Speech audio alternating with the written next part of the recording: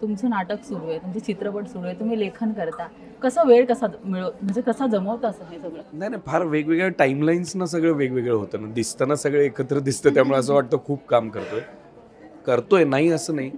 पण आता cinema shoot करून 1-1.25 वर्ष झालं असेल, किती एक जास्तच, ऑलमोस्ट 2 वर्ष होती. 1.5 वर्ष. या सप्टेंबरमध्ये एक 1.5 वर्षांपूर्वी मी हा सिनेमा लिहित होतो, त्यानंतर तो शूट झाला, आता तो तयार होतोय. इन द मीन टाईम हे 2:22 नावाचं नाटक करतोय. पण काय ह्याचं उत्तर एकच आहे की आवड. मला आवडत नसतं हे सगळं करायला तर केलं नसतं. मला आवडतं आणि मुळात मला मल्टीटास्किंग करायला जमतं असं मला वाटतं. माझी फार तारंबळ उडत नाही त्यात, ते मी सांभाळून करू शकतो. ज्या दिवशी असं वाटेल की आता हे काय आपल्याला फार मल्टीटास्किंग जमत नाही, त्या दिवशी थांबायचं, काहीच प्रॉब्लेम नाही. तर चित्रपटाचं लेखन म्हणजे कसा विषय सुचला आणि तुम्हाला का ही कथा लिहावी वाटली? नाही, पहिल्यांदा कोणीतरी हे विचारलं. हां, काय म्हणजे सुचला म्हणण्यापेक्षा मी सांगतो काय, ॲक्च्युली आमोद आणि हे सगळे लोक जे एकत्र आधी भेटले होते आणि त्यांनी एक गोष्ट तयार केली होती आणि मग ती गोष्ट त्यांना असं वाटत होतं की या गोष्टीवर आपण कोणाला तरी पटकथा आणि संवाद लिहायला द्यावेत. सो त्यांनी मला संपर्क केला. सो मी बेळगावला जाऊन त्यांना भेटलो आणि ती गोष्ट ऐकल्यानंतर मला असं वाटलं की मूळ गोष्ट जी आहे ती मूळ गोष्ट खूपच मुद्द्यापासून फारकत घेते. तुम्हाला जर 3 काय आपण म्हणू, काही माणसं एका अडचणीत अडकलेले दाखवायचे आहेत किंवा सापडलेत कुठल्या तरी अडचणीत आणि त्यातनं सुटण्यासाठी त्यांचा आटापिटा सुरू आहे, तर ते खूप एका वेगळ्या ट्रॅजिक नोटकडे जात होतं. म्हणजे ऑलमोस्ट लाईक म्हणजे सेकंड हाफ वेगळाच काहीतरी असा जात होता. सो ते सगळं रिवर्क करावं लागलं. म्हणजे डिफरन्स आहे, कॅरेक्टर आणि कॅरेक्टरायझेशन याच्यात डिफरन्स आहे. सो कॅरेक्टर लिहून मग त्याचं कॅरेक्टरायझेशन काय हे सगळं करत एक गोष्ट सॉर्ट आऊट करून मग मी गोष्ट लिहायला घेतली. त्यावेळेला मात्र मग गोष्ट नाही लिहिली, त्यावेळेला गोष्ट, पटकथा आणि संवाद सलगच मग लिहिलं. असं सेपरेट लिहिता येत नाही की गोष्ट कुणीतरी सेपरेट लिहिली आणि त्याच्यावर सेपरेट स्क्रीन प्ले लिहिलं, असं होत नाही. गोष्टीतच स्क्रीन प्ले असतोच की, म्हणजे असं गोष्ट वेगळी स्क्रीन प्ले वेगळा, हे टेक्निकल बायफर्केशनसाठी असतं, लिखाणाच्या प्रोसेससाठी असतं. पण गोष्टीतच पटकथा असते, ती फुलवावी लागते फक्त. सो तसं करत गेलो आणि मग ही गोष्ट तयार झाली. सर, मी टीझर पाहिला. टीझरचे बरेच प्रतिक्रिया, कमेंट्स आहेत, चांगल्या कमेंट्स आहेत आणि काही प्रेक्षकांचे असेही कमेंट्स आहेत की मराठी चित्रपट आहे तर ऑल इज वेल नाव का? तर काय उत्तर द्याल प्रेक्षकांना? हा, नाही म्हणजे कसं आहे की आता आपण ह्या भाषेच्या सगळ्या कचाट्यातून बाहेर पडायला हरकत नाही. मराठी सिनेमाचं इंग्लिश नाव असलं तर उलट उत्तम गोष्ट आहे. तो जास्तीत जास्त ज्यांना मराठीही कळत नाही आणि ज्यांना फक्त इंग्लिश कळतं त्यांच्यापर्यंत सुद्धा तो सिनेमा पोहोचू शकतो.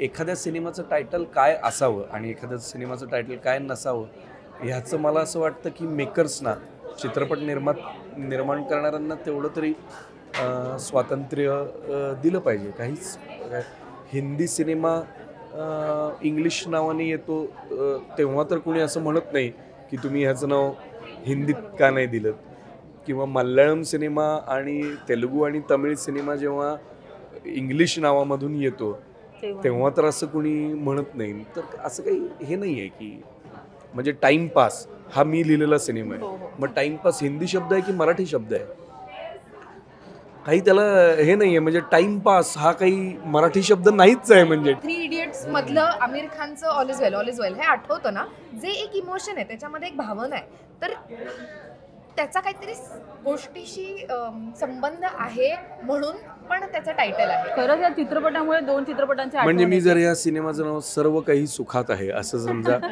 दिलं तर हा फार कौटुंबिक चित्रपट होतो. तो काही कोणाचं वेगळा अर्थ त्याचं आम्ही कुणासाठी सिनेमा हा करतोय हे फार क्लिअर आहे त्या टायटलमधून, पोस्टरमधून आणि सिनेमातून. सो त्यासाठी आहे, बाकी काही नाही. चित्रपटामुळे 2 चित्रपटांची आठवण नक्की होते. मनमोहन देसाई यांचा अमर अकबर अँथनी आणि राजकुमार हिराणी यांचा 3 इडियट्स.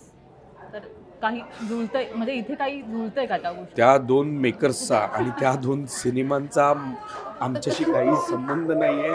ते इतके थोर आहेत, ते इतके महान आहेत की त्या सिनेमांचा ह्या सिनेमाशी काहीही संबंध नाही आहे. बऱ्यापैकी कास्टिंग तुम्ही केलेली आहे चित्रपटाची, जसं की कास्टिंग मी नाही केलेली आहे, मी सजेस्ट केलेलं आहे आणि मग ते कास्टिंग योगेशने केलेलं आहे. मी सायलीबरोबर काम केलं होतं, मला माहिती होतं की या रोलसाठी ही इंटरेस्टिंग काम करेल सो ती आहे.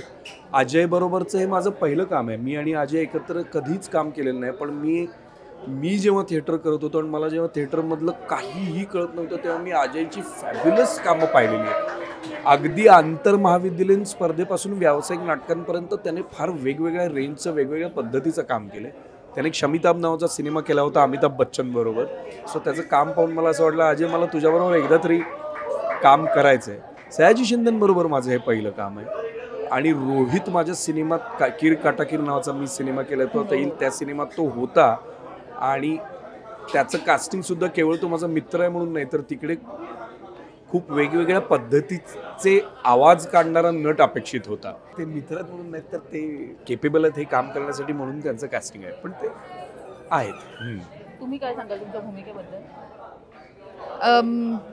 पहिल्यांदाच मी असं काहीतरी करते, त्यामुळे नेमकं काय करायचं किंवा काय नाही करायचं हा एक प्रश्न होता. आणि या सगळ्या गोष्टीला कसा साथ देता येईल आपल्याला हे कुठेतरी डोक्यात ठेवून काम करायचा प्रयत्न केला आहे. पण मला खूप मजा आली. म्हणजे पोलिसांचे कपडे घालणं, त्या पद्धतीने वावरणं हे माझ्यासाठी गमतीशीर होतं, त्यामुळे मला मजा आली. प्रियदर्शन सरांबरोबर ह्यापूर्वी तुम्ही काम केलेलं आहे, पण हो. आता चित्रपटामध्ये काम करण्याचा अनुभव कसा होता? कारण की प्रत्येक गोष्ट वेगळी असते. बरोबर. म्हणजे सिरियल करताना आम्ही जवळजवळ आठवड्यातून 3-4दा तर भेटायचो, त्यामुळे तो एक वेगळा अनुभव होता. तेव्हा मध्ये आधी गप्पा गोष्टी, एकमेकांना ओळखून घेणं, ओळख होणं मुळात ह्या सगळ्या गोष्टी घडल्या. त्यामुळे त्या सगळ्यामुळे आत्ताचा जो कम्फर्ट होता तो ॲक्च्युली तो सेट तिकडे झाला. आणि त्यामुळे आत्ता काम करणं त्या अर्थाने खूप सोपं गेलं. रोज काही भेट व्हायची नाही, पण भेटल्यावर एक मैत्री होती, एक अंडरस्टँडिंग होतं आणि त्यामुळे काम करणं सोपं गेलं. चित्रपटच्या शूटिंगच्या दरम्यान काही किस्से, सरांचे काही किस्से असतील? सर किस्सेच करत असतात. नाही असं काही नाही. मला असं वाटतं की त्याला काम करताना बघणं हाच एक किस्सा आहे इन इट सेल्फ.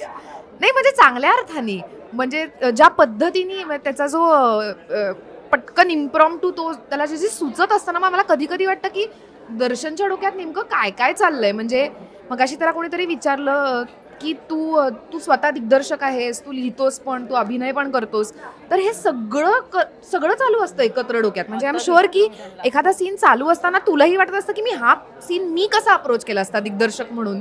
त्याच वेळेला आपण काहीतरी लिहिलंय पण काहीतरी त्याच्यात 4 गोष्टी वेगळ्या ॲड होऊन त्याचं काहीतरी तिसरंच तयार होतंय आणि प्लस आपल्याला अभिनय करायचं. सो मला असं वाटतं की त्याचं डोकं कमालीचं आहे आणि त्याच्यात बऱ्याच गोष्टी चालू असणार आहेत ज्या कधीतरी नुसता त्याचा विचार करायलाही मजा वाटते मला की अरे हा कसा होतोय असं.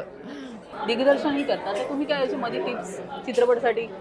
नाही, मी लिहिलेला असल्यामुळे आता काय मी लिहिला म्हणजे मी माझ्या खोलीत बसून लिहिलं आणि बाकीच्यांनी त्याच्यावर काही काम केलं असं नाही, सगळ्यांनी एकत्रच म्हणजे प्रोसेस आहे ती. पण मी सजेस्ट करत होतो, मी सजेशन देऊ शकतो, पण एका पॉईंट नंतर मी त्याचा पूर्णपणे निर्णय हा योगेशचा आहे आणि तो तसाच असावा. नाहीतर मग गोंधळ उडेल ना, नाहीतर मग अवघडून बसेल. मी दिग्दर्शन करत असताना मला येऊन लोकांनी सजेस्ट करावं, पण माझं डिसिजन घेऊ नये. डिसिजन दिग्दर्शकानेच घ्यावा. कारण काय आहे, मी जरी लिहित असलो, मी जरी लिहिला असला सिनेमा आणि मी काम करत जरी असलो तरी इव्हेंच्युअली मी जेव्हा तिकडे ॲक्टर म्हणून उभा राहतो ना तेव्हा सगळ्या गोष्टी बाजूला पडतात ना. त्यावेळेला तिकडे तो सीन करणं महत्त्वाचं असतं. मग त्या सीनच्या अनुषंगाने इतर गोष्टी ज्या दिग्दर्शकाला सगळा जो व्याप सांभाळावा लागतो ते पूर्णपणे त्याचंच काम आहे. मग त्या नटाच्या परिघात येत नाहीत, लेखनाच्या परिघात येत नाहीत. म्हणून मला असं वाटतं की नेहमीच ते दिग्दर्शकाचंच माध्यम आहे पूर्णपणे. नक्कीच सर. आणि तुमची भूमिका अकबर नावाची मुस्लिम कॅरेक्टर एक प्ले केले तुम्ही, त्याच्यासाठी काही वेगळा अभ्यास किंवा उर्दू भाषाही आय थिंक तुम्ही? नाही, ॲक्च्युली असं काही फार मी खरं सांगू का, मी अभ्यास म्हणजे करतो अभ्यास नाही असं नाही, पण मी असा अभ्यास नाही करत. पुन्हा सिनेमा वाचल्यानंतर मग लक्षात येतं की ओके ह्या कॅरेक्टरचा ग्राफ असा जातोय, या कॅरेक्टरचा ग्राफ असा जातोय आणि मी करत असलेला कॅरेक्टरचा ग्राफ असा जातोय, तर नट म्हणून मी त्याच्यात काय केलं पाहिजे. सो माझ्या दृष्टीने त्या अकबरची सगळ्यात मोठी मला असं वाटतं त्याचा कोर अकबरचा हा होता की तो दुखावला आहे. फॉर सम रिझन तो दुखावला आहे आणि तो जर एखादा दुखावलेला माणूस आपलं शहर, आपलं गाव किंवा आपली माती किंवा जिथे आपण जन्मलो ते सगळं सोडून स्वतःला प्रूव्ह करण्यासाठी कुठल्या तरी शहरात जेव्हा येतो ना, तेव्हा त्याचा फोर्स वेगळा असतो आणि त्याच्यातही तो फसवला गेल्यानंतर त्याची जी हास्यास्पद परिस्थिती निर्माण होते ना, त्याच्यावरच माझा फोकस होता. इथे मात्र अगदी आम्ही छोट्या गावातून आलेला हा छोटासा तरुण आहे, तरुण म्हणता येणार नाही पण एक माणूस आहे असं म्हणूया, आणि तो येतो. सो त्या भाषेचा वापर जेवढा करायला पाहिजे तेवढाच केलेला आहे. तर चित्रपटाचं ज्याप्रमाणे नाव आहे ऑल इज वेल, तर आपल्या आयुष्यात असे बरेच प्रसंग येतात की आपण स्वतःला समजवतो की सगळं ठीक होईल, ऑल इज वेल. असा काही प्रसंग जो तुम्हाला शेअर करावा वाटतो आयुष्यातला? मला असं वाटतं रोजचा दिवसच तसा असतो, म्हणजे माझ्या दृष्टीने तरी रोजचा दिवसच तसा असतो की समजावं लागतं की होईल सगळं नीट. प्रत्येक वेळेलाच सगळ्या गोष्टी सगळ्या सुरळीतपणे कुणाच्याच पार पडत नाहीत आणि कधी कधी एखादा भयंकर टफ दिवस येतो प्रत्येकाच्या आयुष्यात आणि तो यायलाही हवा, नाही तर फार गडबड होईल सगळी. तर त्यावेळेला मात्र मग ऑल इज वेल म्हणण्याशिवाय पर्याय नसतो, म्हणजे पर्याय नसतो ना, स्वतःला समजावण्याशिवाय काही पर्याय नसतो. दर्शन म्हणाला ते खरं आहे की हे कधी कधी आपण कुणाची तरी समजूत घालत असतो की ठीक आहे होईल सगळं नीट, काळजी करू नकोस, आणि बऱ्याच वेळेस स्वतःलाही ते सांगावं लागतं आपल्याला, किंवा आपल्याला वाटतं की कोणीतरी आपल्याला हे सांगावं. तर असे प्रसंग तर खूप आहेत आणि आत्ताचा ओव्हरऑल काळ पण जरा अवघड चालला आहे. आजूबाजूला ज्या गोष्टी घडत आहेत त्याच्यात एकमेकांना धीर देणं आणि स्वतःलाही धीर देणं खूप गरजेचं वाटतं मला. त्यामुळे मगाशी म्हटलं तसं की ही एक इमोशन आहे आणि ती स्वतःला देता आली पाहिजे, क्रिएट करता आली पाहिजे स्वतःसाठी, आणि दुसऱ्यालाही तो धीर देता यायला हवा असं मला वाटतं. आता मगाशी म्हटल्याप्रमाणे की तुम्ही किस्सेच करत असता, त्यावर काय होईल? नाही, हा फार भयंकर गैरसमज आहे की मी खूप मी किस्से, हा नाही ती चांगल्या अर्थानेच म्हणते आहे, पण काय होतं, हा किस्से करण्यासाठी सिनेमा करतो का? असं नाही, किस्से होतात, किस्से घडत जातात, असं काही नाही. मुद्दाम कोणी किस्से करत नाही, होत जातं आपोआप. शूटिंग्स ना, जे बाहेरून बघताना असं वाटतं किस्से करण्यासारखा वेळ नसतो शूटिंग्सना. नाटाकडे थोडाफार वेळ तरी असेल, मेकअप झाल्यानंतर शॉट रेडी होईपर्यंत, पण तरी तो कॅमेरासमोर उभा नाही आहे याचा अर्थ तो ऑक्युपाईड नाही आहे असं पण नसतं ना. परत ते हे चालूच राहतं नाटाचं. तर किस्से असे काही होत नाहीत, ते अनावधानाने घडत जातात. आता म्हणजे अगदी आत्ता तू म्हणालीस आणि मला पटकन आठवलं, मी, रोहित आणि अभिनय एका यामाहावर बाईकवर बसून तिघे निघालेलो असतो. ती यामाहा तिघे बसल्यानंतर 25च्या वर जात नव्हती. 25च्या वर त्याचा वेग जात नव्हता, काहीच होऊ शकत नव्हतं त्या बाईकचं.